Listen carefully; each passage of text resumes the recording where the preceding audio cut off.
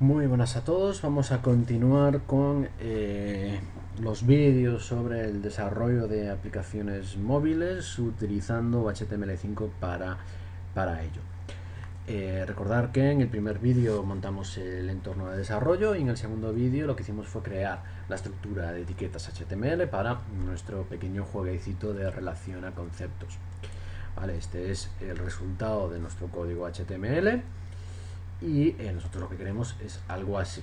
Recordar que tenemos en nuestro NetBeans el proyecto, ¿vale? Vamos a tener nuestro proyecto relaciona, ¿vale?, con nuestro código HTML tal cual lo habíamos creado. ¿Qué nos tocaba ahora? Pues ahora lo que nos toca es darle estilo a nuestra página para que lo que tenemos aquí como líneas una debajo de la otra sea pues esto que vemos aquí. ¿Cómo llegamos a ello? Bueno, lo primero que tenemos que hacer es crear nuestro fichero CSS. Entonces vamos, pinchamos aquí en este botón de la derecha para abrir la barra lateral de opciones. Nos vamos a SiteRoot y aquí pues vamos a crear, por ejemplo, un directorio llamado CSS y dentro es donde vamos a crear nuestro fichero. Tras el botón derecho, ahora queremos un nuevo, un fichero de hojas de estilo y lo voy a llamar style y se crea como style.css. Vale, ya lo tenemos creado y se nos abre. Entonces ya tenemos nuestra hoja de estilos creada. Lo que debemos hacer ahora, antes de nada, antes de seguir, es vamos a los comentarios que nos interesa. Lo siguiente que tenemos que hacer ahora es vincular el fichero que acabamos de crear con nuestro HTML para que nuestro HTML incluya nuestra hoja de estilos y el navegador o el WebView sea capaz de pintar el HTML con los estilos indicados en el fichero style.css.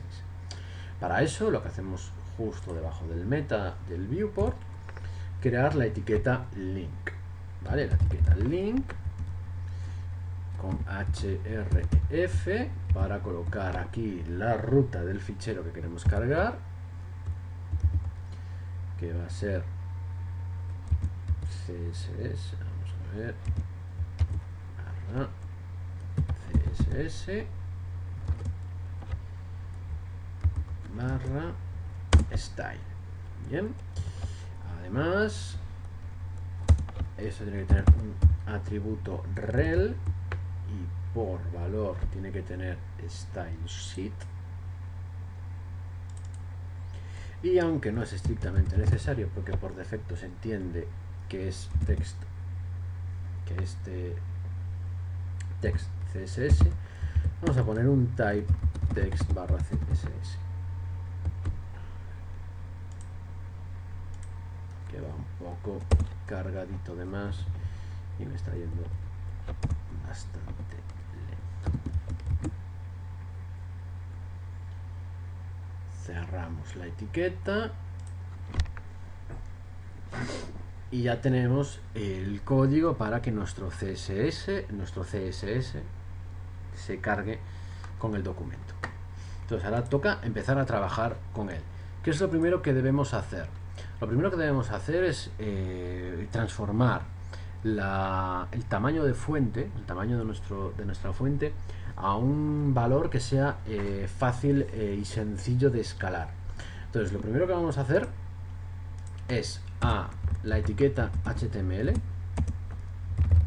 crear una regla que afecte a la etiqueta HTML, donde vamos a ponerle un font size del 62,5% y una altura de línea, un line 8, de 1. Con esto lo que hacemos es declarar un tamaño de fuente de 10 píxeles y que la altura de línea sea 10 píxeles, ¿vale? 62,5%. Al hacer esto lo que hacemos es que el tamaño de fuente sea el 62,5% del tamaño de fuente por defecto del navegador. Los navegadores por defecto suelen tener un tamaño de fuente de 16 píxeles y el 62,5% de 16 es 10. y así tenemos un tamaño de fuente muy fácil luego de escalar. Si queremos luego un tamaño de fuente de 20 píxeles, solo tendremos que utilizar la medida 2rem, 2rootEM, ¿vale? Entonces va a ser muy fácil realizar ese tipo de trato de medidas. Tanto esto, lo del font size afecta tanto a las tipografías como luego al padding, al border y al margen, o sea, los márgenes, a los bordes y al padding, que es bueno, el aire interior que hay entre la caja, entre el borde de la caja y el texto. Entonces esto es muy necesario, muy útil, sobre todo pensando en responsive design y en media queries, que nos permitirá pues luego pues alterar de forma muy fácil y rápida los tamaños de las fuentes. Con esto claro, luego pues también tenemos otra regla que va a ser la del body, al que le vamos a quitar el margen y el padding. Vamos a dejar el body sin margen y sin padding. Normalmente los navegadores suelen incorporar al documento un margen, entonces así se lo quitamos para poder contar de partida con toda la pantalla disponible, y centramos el texto. Vale, el texto lo centramos porque nosotros queremos tener, bueno, vamos a ver, esto es aquí, el espacio en blanco. Bien, ¿por qué hacemos esto? ¿Por qué centramos el texto? Bueno, nosotros queremos este efecto, ¿vale? Entonces queremos que nuestra caja central, nuestro box, esté alineado al medio, alineado de forma, bueno, el margen pues sea que deje el mismo espacio en blanco a la izquierda que a la derecha. Entonces para eso lo que necesitamos primero hacer es centrar el texto. Luego ya tenemos que empezar a ver cómo queremos que se muestre nuestra caja, la caja total, cuánto va a ocupar como mucho nuestra página. Yo voy a ponerle, pues, lo tenemos como identificador. Entonces, como es un identificador, esto va con la almohadilla y luego el valor, o sea, box. Al hacer esto, estoy diciendo que la regla CSS que yo ponga aquí se va a aplicar a la etiqueta que tiene por identificador box, o sea, esta etiqueta. Entonces, se hace con la almohadilla delante. Si no pusiéramos, si esto lo dejáramos así, lo que haría sería buscar una etiqueta box, con lo cual no existe. Y si eso lo pusiéramos así con el punto, lo que buscaría sería una etiqueta que tuviera por class la palabra box, que tampoco es el caso, porque nosotros tenemos un identificador, por tanto usamos la almohadilla. ¿Qué voy a hacer con la página? Bueno, yo quiero que la página ocupe como mucho el 80% de la pantalla, entonces voy a poner un width de 80%, de forma que mi pantalla va a ocupar el 80%. Además, quiero que salga centrado. Como quiero que salga centrado, tengo que poner un margen 0 auto. Al poner margen 0 auto, poner un margen 0 auto, lo que estoy haciendo es que el margen superior e inferior, o sea, de arriba y abajo, va a ser 0. Y el margen que vaya a la izquierda y a la derecha va a ser automático. Y como el texto está centrado, como el body tiene el texto centrado y la caja box que está dentro de body solo va a ocupar el 80%, se va a colocar con el mismo espacio a la izquierda y a la derecha, por lo tanto me va a salir centrado. Si queremos darnos cuenta de eso, voy a poner un border, un píxel sólido y en negro, simplemente para que comprobemos ahora que esto ha ocurrido. Vamos a nuestra página y si actualizamos, vemos que ocupa el 80% y sale centrado, ¿vale? Por el borde, ¿vale? Y vemos que la fuente ya no sale más pequeñita, porque la fuente sale con 10 píxeles, porque es lo que tenemos puesto. Entonces vamos a seguir con los estilos. Quito ya el border porque no me interesa. Lo siguiente que me toca hacer es establecer las cajas de la izquierda y de la derecha. Vemos que queríamos que parte de nuestras opciones estuvieran a la izquierda del documento y parte de estas opciones fueran a la derecha de nuestro documento. Para eso utilizamos los float left y float right. Entonces, pues, declaramos la regla CSS para nuestro float left y la regla CSS para nuestro float right. ¿Cómo va a funcionar esto? Bueno, lo que queremos es pues que esto haga un float a la izquierda, un float left, y este haga un float right, que flote a la derecha. Entonces ya, esto, si todo quedó bien, bueno, actualizamos nuestro documento y ya vemos que tenemos parte a la izquierda y parte a la derecha. ¿Vale? Vamos avanzando poco a poco, pero de forma lenta, despacito, pero de forma continuada vamos avanzando en la presentación de nuestro documento. Entonces, una de las cosas que, por ejemplo, vamos a poner ahora para que se compruebe un detalle es, vamos a poner aquí, por ejemplo, un background rojo, background red, y vamos a actualizar nuestro documento a ver qué ocurre. Vale, vemos que aunque hemos puesto un background rojo, nuestra página se sigue viendo en blanco totalmente.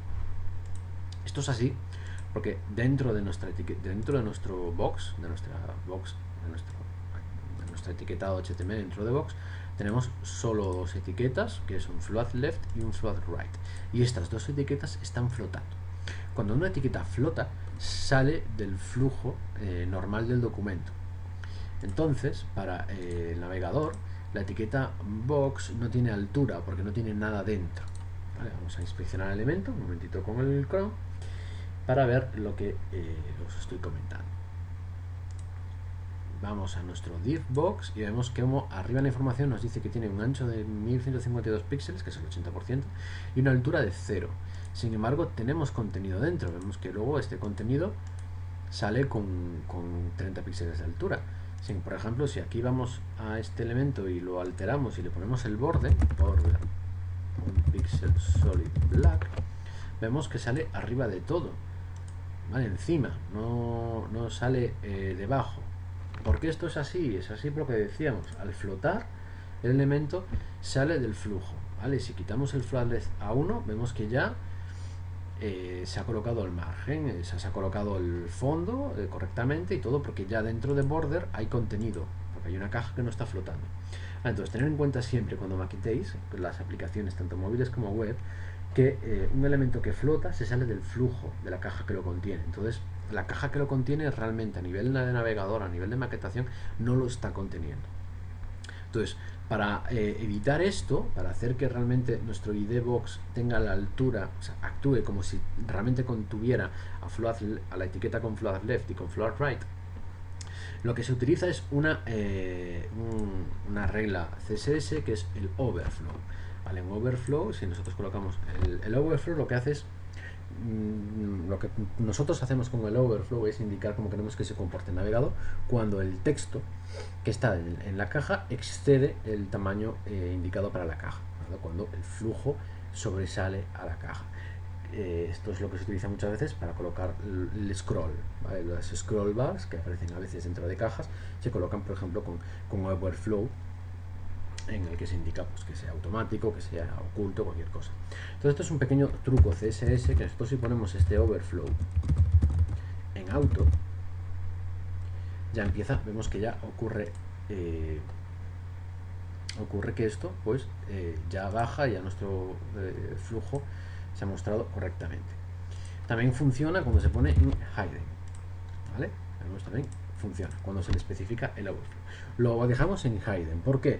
Porque dejándolo en auto corremos el riesgo de que nos aparezca el scroll bar dentro y nosotros no lo vamos a querer. Entonces lo dejamos como hidden para que no salga el scroll bar, asegurarnos de que no vaya a salir el scroll bar, y que además nuestra caja se comporte como esperamos, vamos, que sea una caja que contiene nuestro float left y nuestro float right.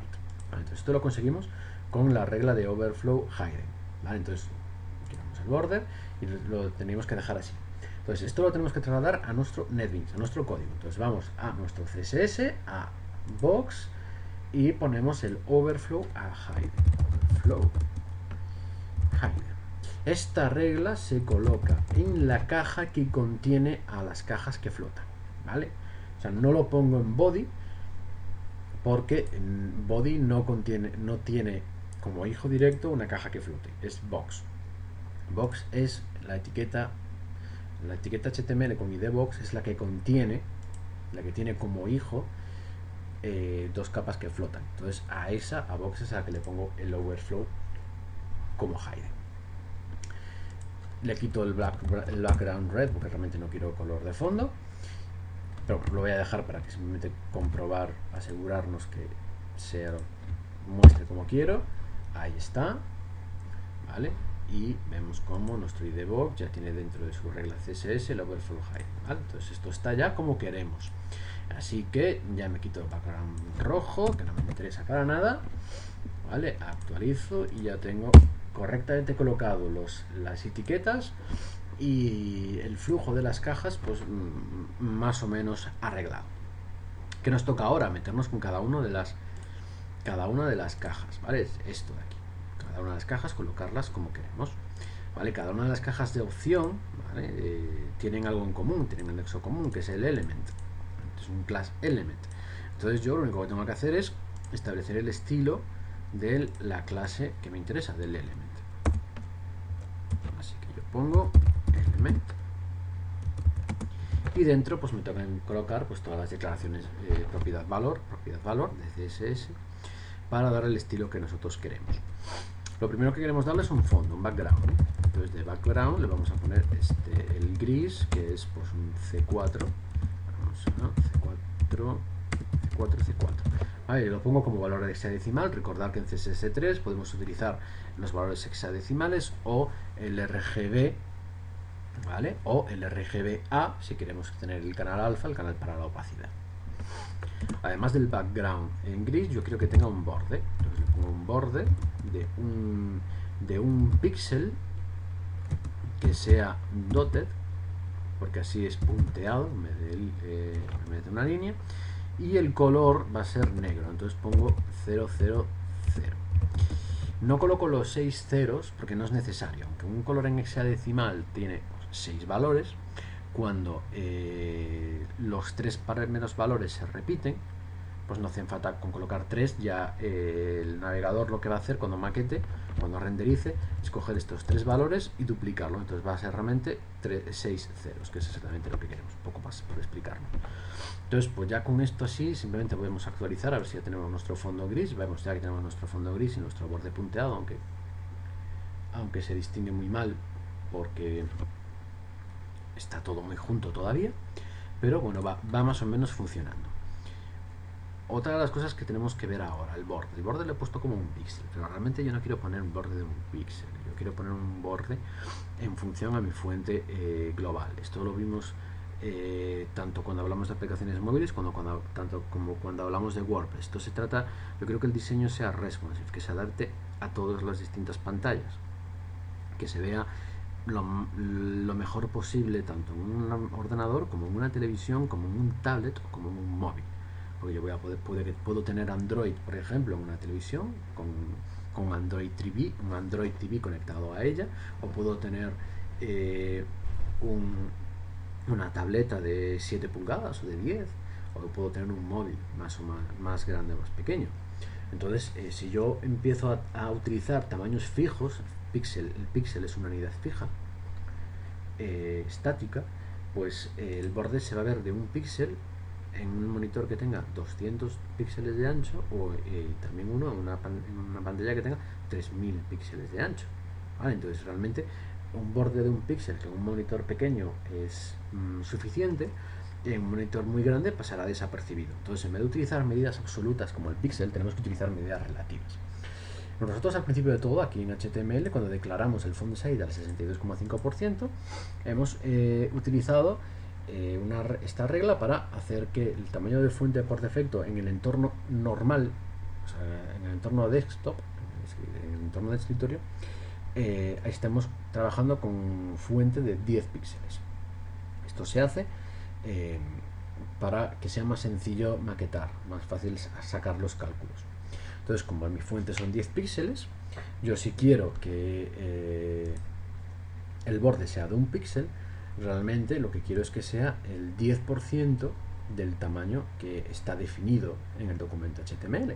Entonces para eso tenemos una unidad de medida que es el rem, la REM, que lo que nos va a indicar es la variación porcentual que va a tener la unidad sobre la base, sobre la unidad que tengamos aquí, sobre el font size, que son 10 píxeles, ¿no? O sea, sobre los 10 píxeles. Entonces, los rem no son en porcentaje, sino que son pues, desde 0 hasta lo que sea, y el 1 es el 100%, el 2 es el 200%, el 3 el 2 es el doble, 3 el triple, ¿vale? Entonces yo si quiero que sea de un píxel, lo que realmente quiero es que sea un 0,1 del tamaño de la fuente de base, o sea, un 0,1 rem. Entonces yo cuando lo actualizo, vemos que esto sigue exactamente igual, y si vamos a inspeccionar el elemento, ¿vale? Que esto es muy útil, ya sabéis. Para inspeccionar el elemento tengo que el borde es de 0,1 rem para el elemento, y si voy a computed, porque tengo styles donde están en todas las reglas, y luego en computed lo que me dice es lo que está interpretando el navegador, cómo transforma esas reglas. Y si vamos a buscar el border, vemos que el border lo está poniendo, por ejemplo el border bottom width, como un píxel, que es nuestro 0,1 rem. Si yo dejo 1 y voy a la computed, veremos que el borde, aparte que ya sale aquí puesto, ¿no? Pero bueno, bajamos a la declaración, el border ya está en 10 píxeles, ¿vale? Entonces realmente esto está funcionando correctamente. ¿Y por qué funciona así? Pues porque yo tengo aquí un documento HTML creado con un font size del 62,5%, que si nos vamos a computed vemos que el font size es 10 píxeles, porque es el 62,5% del tamaño base del navegador, que el navegador pone como tamaño base de fuente 16 píxeles. Vale, entonces con eso obtenemos lo que queremos. ¿Vale? Tenemos ya nuestro borde con una unidad medida relativa, y luego yo podría hacer que en monitores muy grandes modificar este font size en vez del 62,5% pues fuera pues del 100% o del 200%, y así ya no tendría que alterar nada de mi documento CSS, ¿vale? Existe las media queries, que luego podremos trabajar con ellas al final de todo para que se vea un poco. La media query lo que nos permite es, en base a una serie de parámetros que suelen ser el ancho de los dispositivos, modificar las reglas CSS que ya existen. Entonces, si tengo todo con rem, es muy sencillo modificar el tamaño de las tipografías y de márgenes y anchos de todo el documento, simplemente alterando el tamaño de la fuente a través de un media query. De hecho, aquí uso el 62,5% porque quiero utilizarlo de forma relativa, que sea el navegador o el que está abriendo esta página el que establezca cuál es la fuente base, y luego el CSS le diga, pues de esa fuente base me vas a tomar como valor para el documento HTML el 62,5%. Yo podría poner aquí 10 píxeles, todo me funcionaría exactamente igual, y luego por media query, según los anchos, cambiar ese 10 píxeles por otro valor en píxeles. Pero bueno, se recomienda utilizar incluso aquí ya un tamaño porcentual para no andar a establecer en ningún momento ningún tamaño fijo, y que sea ya el navegador que nos decida, porque si yo tengo esto ya no es tanto de móviles como es más de desktop, pero si yo por ejemplo tengo alguna deficiencia visual, yo puedo tener configurado mi navegador para que la fuente en vez de 16 píxeles por defecto sea de 32. Entonces yo, si aquí en el CSS pongo 10 píxeles, da igual que la persona con la deficiencia en su equipo tenga puesto 32 como base, van a ser 10 píxeles. Sin embargo, si yo aquí le pongo el 62,5%, sería el 62,5% de 32 en vez de 16, ¿no? Entonces, bueno, se tendría en cuenta las necesidades de la persona que está accediendo a la página al usar los porcentajes en vez de usar los píxeles. En fin, vamos a continuar con nuestro elemento, porque ya tenemos un fondo, ya tenemos un borde. Ahora nosotros queremos establecer los márgenes que va a tener, un margen y un padding. O sea, el margen y el padding son el aire fuera de la caja y dentro de la caja. Nuestro ancho, y para que ya tenga una forma. Lo primero que vamos a poner es una propiedad de CSS3 que es Fox Sizing, y la vamos a poner como border box. Esto es un problema que existía en CSS2 y que trae de cabeza siempre a todos los maquetadores, y es que tú cuando estableces vamos a poner un padding, por ejemplo, de 10 píxeles y un width de 100 píxeles. Y vamos a actualizar el documento. Vale, y ya vemos que sale un poquito mejor. Entonces vamos a inspeccionar el elemento, porque esto se ve muy bien de forma práctica y de forma explicándolo igual es más complicado de entender. Vemos bien que nuestra div element mide 122 píxeles de ancho. Sin embargo, nosotros le dijimos por CSS que tiene que medir 100, no 122, como realmente mide. Realmente nos pone 122 porque yo le he puesto un ancho de 100 píxeles, al que además le tengo que sumar el borde, que son un píxel de cada lado, lo que son 2, y ya llevamos 102, y además tengo que sumarle el padding que hay a la izquierda y a la derecha. Aquí lo que se puede ver en el resaltado en verde es el padding. Pues ese padding también hay que sumarlo, entonces realmente estamos hablando de 122, no de 100. Esto a la hora de maquetar, sobre todo cuando estamos pensando en distintos dispositivos, es una locura, porque no hay manera de encajar correctamente los anchos. Yo si pongo que algo flote a la izquierda al 50% y alguien que flote a la derecha al 50%, en cuanto le meta a la capa un padding, ya no van a ocupar el 50%, va a ocupar más del 50%, por lo tanto los elementos no van a quedar flotando, sino que uno va a bajar porque exceden del 100% la suma. Entonces eso a la hora de hacer maquetación es muy tedioso, es un dolor y es muy complicado conseguir una maquetación que quede todo bien encajado por culpa y trabajando con porcentajes en vez de con valores fijos. Es muy complicado porque el padding y el border al estar hablando de porcentajes se nos va a ir en algún momento dado. Entonces para evitar esto, CSS3 creó la propiedad box sizing, que nos permite controlar el tamaño de cajas. El width que nosotros indicamos aquí, ¿a qué se refiere? Si al ancho solo del contenido, como es ahora mismo, o si además ese width de 100 píxeles tiene que contener el padding y contener el borde, o solo contener el padding.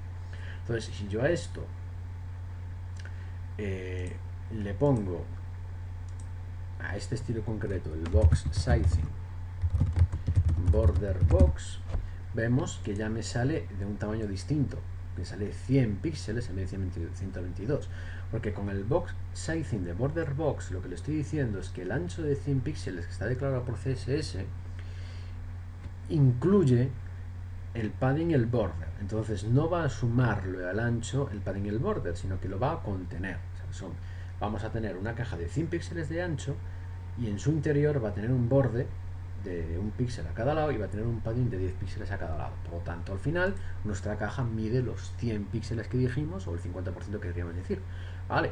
Que es lo que no ocurre si no utilizáramos el border box. Entonces, el border sizing. Entonces, el border sizing con valor border box es muy interesante y muy necesario que se utilice siempre. Entonces, nosotros vamos a poner nuestro box sizing en border box y así ya tenemos nuestras cajas perfectamente controladas. Además vamos a establecer el padding que queremos ponerle. El padding que queremos ponerle son aproximadamente unos 10 píxeles. Podemos colocarle alguno más. Vamos a colocarle 20 píxeles. Y 20 píxeles entonces son 2 rem, porque la fuente base son 10 píxeles y queremos el doble de la fuente base, entonces son 2 rem. Y el ancho, en vez de 100 píxeles, va a ser 200 píxeles, entonces son 20 rem. Y con esto ya vamos a actualizar y ya tenemos pues nuestras cajas con su ancho, ¿vale? Vemos ahí que ya tienen sus 200 píxeles de ancho y con su padding de 2 rem, que son 20 píxeles, y su border de 0,1, ¿vale? Todo está muy parecido a como lo tenemos en el otro lado. Entonces, pues bueno, vamos a continuar. Ya tenemos nuestro border con nuestro ancho de caja, nuestros espacios y nuestro fondo. Lo siguiente que vamos a poner, por ejemplo, es el margen, porque vemos que los elementos salen muy juntos y nosotros queremos que los elementos se hagan espaciados, ¿vale? Como aquí, que hay espacio entre un elemento y otro. Para eso tenemos el margen en vez de padding, que el padding es el espacio dentro de la caja. Para fuera de la caja utilizamos margen, entonces ponemos un margin, y el margin lo vamos a poner de 4 rem y 0. Con 4 rem 0 estamos diciendo que va a tener un margen de 40 píxeles por arriba y por abajo, y de 0 a la izquierda y a la derecha.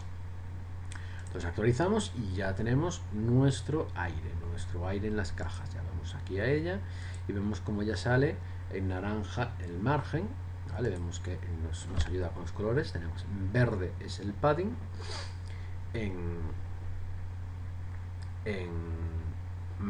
con este color así como anaranjado lo que tenemos son los márgenes. Vemos que tiene 40 márgenes, y los márgenes vemos que se acoplan, ¿vale? No hay 80 píxeles de margen entre estas dos etiquetas, porque el margen no se suma.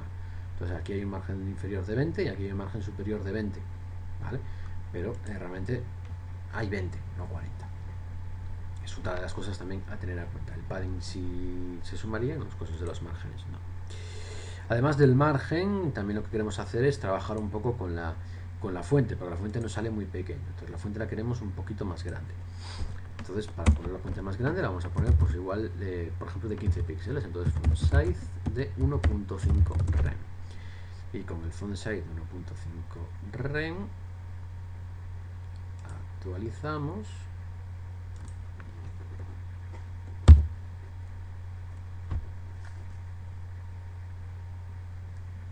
Y ya tenemos pues la fuente más grande. Ahora, por ejemplo, si vemos, también tenemos que, bueno, la fuente tiene una altura de línea. Por defecto la altura de línea, el interlineado pues va a ser de 1, porque es como lo declaramos al principio. O sea, vamos a poner lo que tenemos, vemos que es de 15 píxeles, lo mismo que el tamaño de la fuente. Eso significa que si aquí, aunque no se da el caso, pero si hubiera más de una línea, saldrían muy pegadas, porque realmente el interlineado, o sea, la altura de la línea, es lo mismo que la altura de la fuente. Entonces esto, para corregirlo, hay que ponerle una altura de línea diferente. Entonces hay que ponerle un line 8, que se dice line 8, y hay que darle un valor.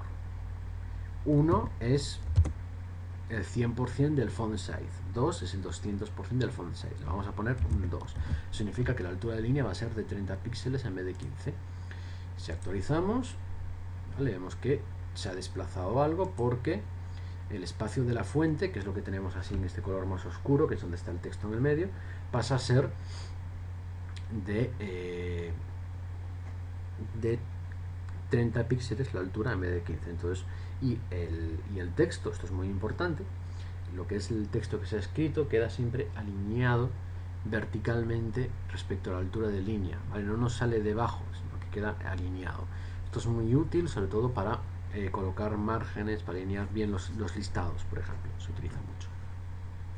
Bueno, ya tenemos pues ya de una forma pues más parecida aquí. Bueno, le hemos puesto más aire que en el ejemplo, pero bueno, lo vamos a dejar así con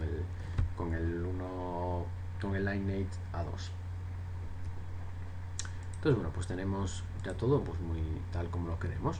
Vamos a seguir haciendo algún cambio más que podemos hacer a nuestra caja, que es, por ejemplo, hacer que el texto esté centrado, porque bueno, ahora mismo nos sale centrado porque viene heredado de otra propiedad, que es de nuestro body, ¿vale? Que sale que tenemos el text align center porque queríamos que saliera centrado.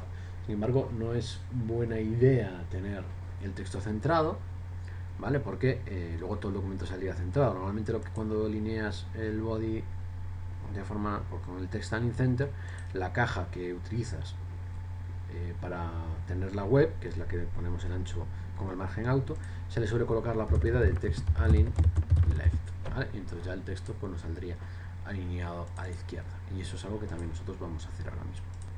Entonces, ya con esto así, nosotros lo que necesitamos es bueno, pues ya primero ir a nuestro box y colocar correctamente el texto a la izquierda, text left, vale. Ahora lo que nosotros necesitamos es centrar la caja, el texto en la caja, porque realmente aquí lo queremos centrado. Entonces, esto va aquí. Entonces aquí colocamos el text align y center, porque este lo queremos centrado. Entonces ya actualizamos y volvemos a tenerlo centrado como queremos.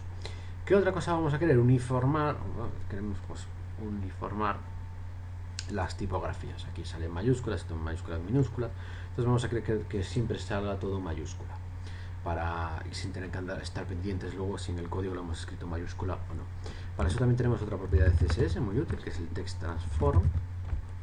Veis que cada vez que estoy escribiendo tengo ayuda, el IDE me informa, me ayuda, porque tiene toda la documentación de CSS incluida. Entonces incluso pues tengo, pulsando control izquierdo espacio, me salen las posibilidades que tengo, ¿vale? Y yo marco que quiero uppercase, que quiero que sean siempre mayúsculas. Entonces con esto ya si actualizo,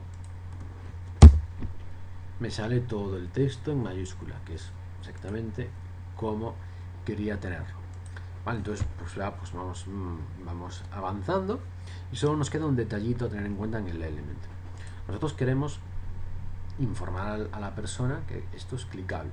Entonces ya sabemos que cuando estemos utilizando un móvil o algo táctil, no vamos a tener cursor, pero sabemos que puede haber un entorno en el que sí, como que puede ser un Smart TV con un ratón conectado. Entonces nosotros queremos que aquí nos salga la manito indicando que esto es clicable. Entonces para eso tenemos que utilizar una regla CSS, también una propiedad, que es la cursor.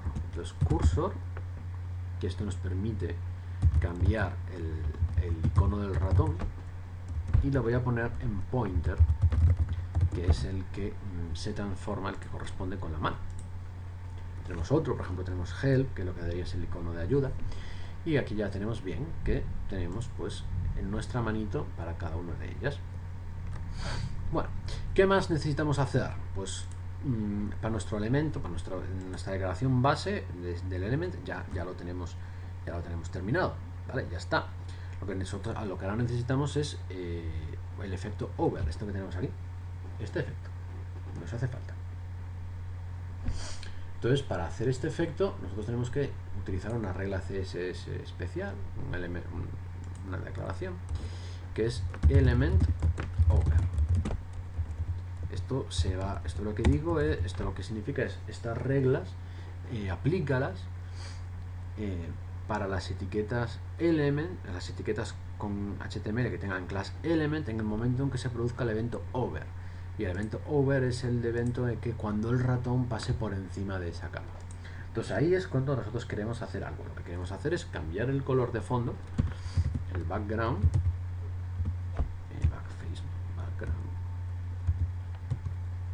queremos cambiar el background y le vamos a poner un color. El color que le vamos a poner en este caso pues es el B4704B.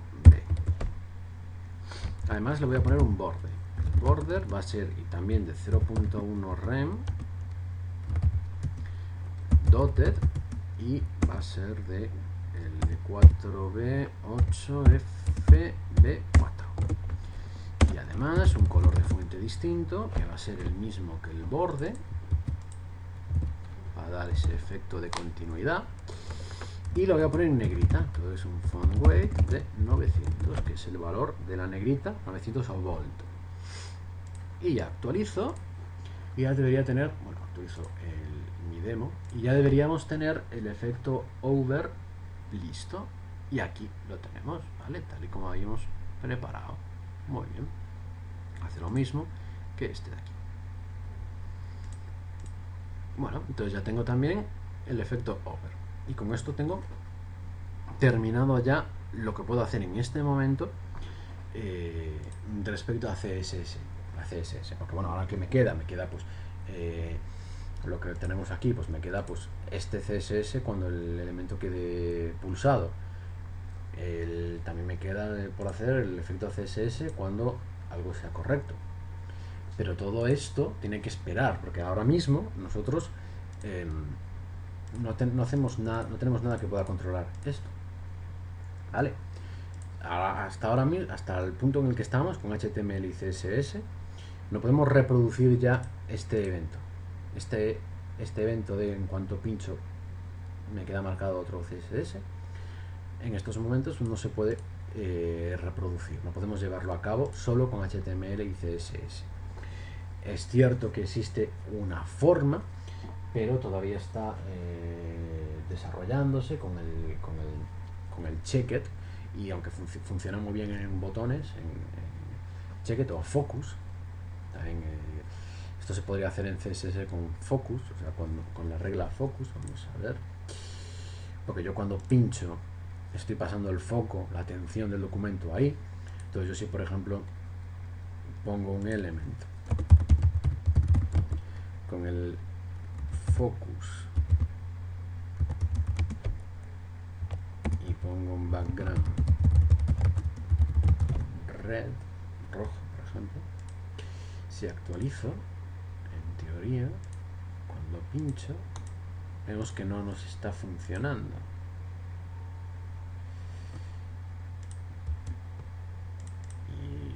Solo déjame comprobar que esté bien. Ahora sé que sí es focus. Vale. Sin embargo, no nos está, vemos que no nos está funcionando, ¿vale? Porque estas cosas todavía no están del todo. Realmente, pues bueno, al div por defecto no le podemos meter un foco, entonces pues no nos va. Existen opciones, porque también aparte del focus está el checked, ¿vale? Que también permite establecer un estilo cuando se selecciona, pero claro, un div tampoco lo podemos seleccionar. Esto en un input funcionaría muy bien. En una etiqueta de caja como es un div, pues no conseguimos que nos vaya como es debido. Entonces, pues aunque existen posibles formas futuras de conseguirlo, según cómo acaben implementándose las reglas de CSS, a priori no tenemos. Entonces, de hecho, ya vemos como en Google Chrome, que es uno de los que mejor soporta estas cosas, no funciona correctamente. Entonces, bueno, ahora mismo hemos terminado nuestro trabajo con CSS3, ¿vale? Hasta aquí hemos llegado, muy sencillito, muy básico, ya tenemos lo que queremos, y hará falta empezar a aplicarle la lógica de funcionamiento. Ya toca tirar de un lenguaje de programación que es JavaScript, porque hasta ahora hemos utilizado HTML, que es un lenguaje de marcado, y CSS, que es para dar estilo al lenguaje, al etiquetado. No hemos utilizado ningún lenguaje de programación. Para utilizar un lenguaje de programación ya vamos a entrar con JavaScript, que ya sí es un lenguaje de programación, aunque vamos a tocarlo muy por encima, porque aunque es un lenguaje de programación, es bastante sencillo de utilizar a básico nivel, a nivel base, y aparte con jQuery o Zepto, que es lo que vamos a utilizar nosotros, es todavía mucho más sencillo de llevar a cabo. Entonces no es complicado, y es muy habitual que los diseñadores que se dediquen al entorno web sean capaces de realizar pequeñas acciones con JavaScript, como la que vamos a hacer en esta pequeñita aplicación. Y nada, en el siguiente vídeo, ya que seguramente sea más de uno por duración, para evitar que tener vídeos de 2 horas, hablaremos de, pues pasaremos a empezar a trabajar con JavaScript para darle movilidad a nuestra pequeña página, y mientras y a medida que estemos trabajando con JavaScript vamos a tener que volver a visitar nuestro código HTML y volver a visitar nuestro código CSS, sobre todo nuestro código CSS, para dar nuevas declaraciones, para incorporar nuevas reglas que nos permitan crear las diferencias de color en función si está seleccionada una opción o si ya está fuera porque se ha acertado.